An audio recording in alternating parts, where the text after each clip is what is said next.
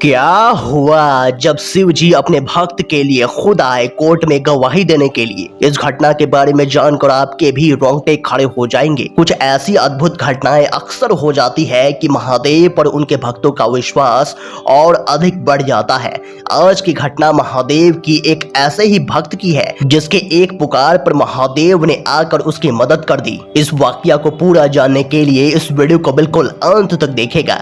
Video शुरू करने से पहले एक बार कमेंट बॉक्स में हर हर महादेव जरूर लिखेगा।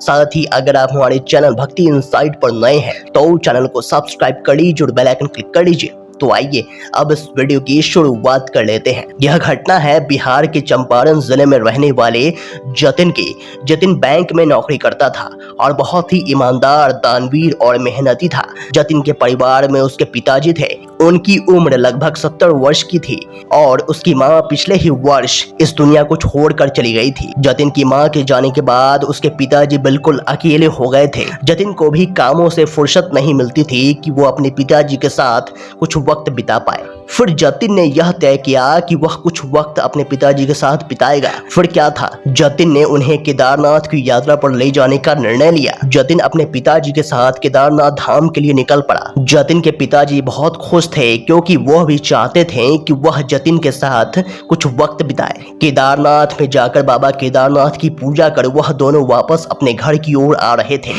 रास्ते में जतिन को एक स्त्री मिली जो कि काफी बूढ़ी थी और जतिन के पास आकर मदद मांगने लगी। कहने लगी, मेरी मदद करो। जतिन ने उस बूढ़ी औरत को बेंच पर बिठाया और उस बूढ़ी औरत के सामान में एक दवा थी जो कि उस औरत की अस्थमा की दवा थी। जतिन ने बैग से दवा निकाली और दवा निकालकर उस बूढ़ी औरत को खिला दी। दवा खाते ही उस बूढ़ी औरत की तुरंत मौत हो गई और पीछे से उस बूढ़ी औरत का बेटा भागते हुए आ रहा था। उसने देखा कि उसकी माँ बेंच पर लेटी हुई है तो उसने जतिन से पूछा, इन्हें क्या हो गया? तो जतिन ने पूरी बात बता दी। फिर जल्द से जल्द डॉक्टर को बुलाया गया। जब डॉक्टर ने आकर चेक किया तो उन्होंने कहा कि जहर के कारण इनकी मृत्यु हो गई है। यह सुनकर जतिन अत्यंत घबरा गया। बूढ़ी औरत के बेटे ने उसकी मां को मारने के जुर्म में जतिन के खिलाफ पुलिस में शिकायत दर्ज करा दी। शिकायत दर्ज होने के कुछ ही पल बाद जतिन को पुलिस ने गिरफ्तार कर लिया। जतिन के पिताजी काफी घबरा गए थे। उन्हें समझ नहीं आ रहा था कि वह क्या करे।